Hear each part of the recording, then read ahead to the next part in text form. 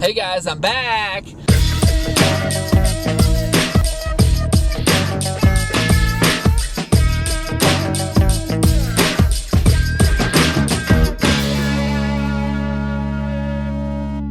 Just want to say thank you first off to everybody who lended their support for the family in their time of need.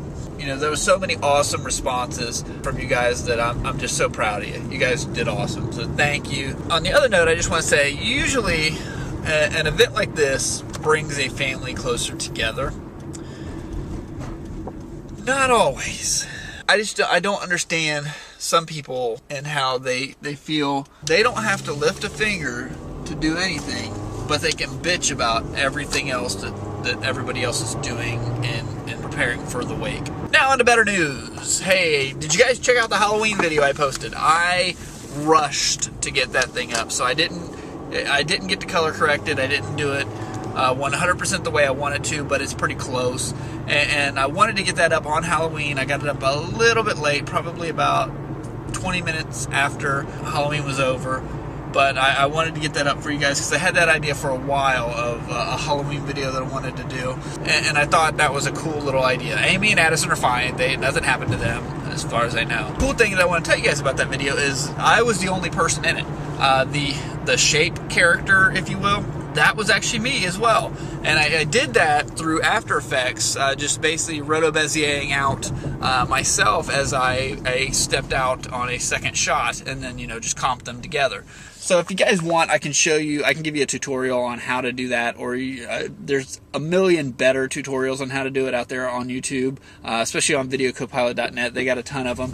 But if you want, I can show you what I did with the actual footage so you can see. But it was a really cool little trick, and it actually didn't take very long to do, which I was surprised. The other part that I'm very, very proud of, at the end, the Halloween type music, like Halloween, from the movie Halloween, that's actually me playing a keyboard. Now, it's not exactly on to John Carpenter's Halloween, but it's fairly close, and I was pretty proud of the work that I did in composing that little piece of music. Check it out. Let me know what you guys think. So Addison is on her way over to Grandma and Grandpa's to carve a pumpkin, and me and Amy are going to clean the house. I always feel like I'm telling you guys I'm cleaning the house because that's what I feel like I always do. I always seem to be cleaning the house.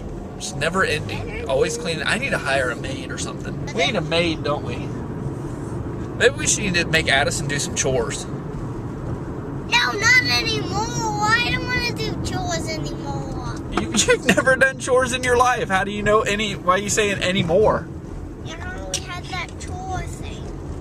Your chore chart? Yeah. Oh, she used to have a chore chart that she never did the chores. Like, her chores were feeding the cat. I did that, though. Well, you used to feed the cat, not peeing in her pull-up at night. But I did. Well, you still pee in your pull-up, though. I know. You gotta start not peeing so you can start wearing panties to bed. Right? Today, Addison had her first field trip at school. They got to go to the pumpkin farm and pick out a pumpkin. And Mom went with her. So did you pick out a good pumpkin? Yeah? What'd you do to it when you got back to school?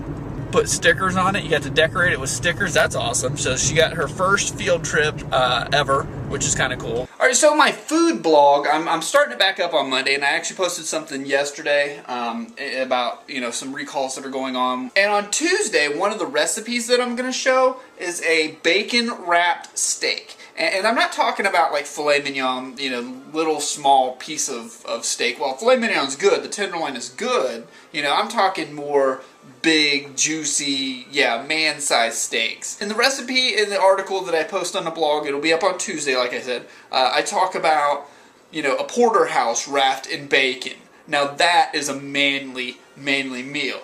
And, straight from like Epic Mealtime and stuff. Amy and Addison went to a party with Addison's little friend at their house, so it's a girls' night thing, and I'm here by myself, so I figured, what? I'm going to make a bacon steak. First, I went ahead and marinated it like I normally would. Now, I'm making two just in case this doesn't turn out because I've never done this before, so I'm not sure exactly how it's going to work. First, I'll tenderize the steak, then I'll put some seasoning on the steak, a little bit of rub, and then I actually kind of soak it in Italian dressing, wishbone Italian dressing, and I'll tell you what, it gives it an amazing flavor. So anyway, now let me get you to the bacon one. So I did that, and then what I did was I actually covered the steak sides and top in bacon. Now I leave the bottom open so it'll basically heat from the bottom first and cook the majority of the way that way. Then I'll flip it over so that way I'm not burning the bacon on the grill.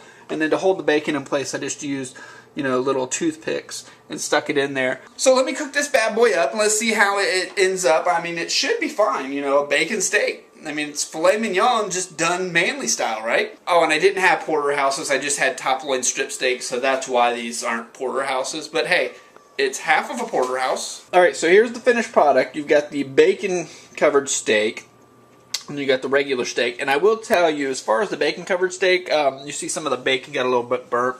What I would recommend is don't use direct heat. Our gas grill has 4 burners on it.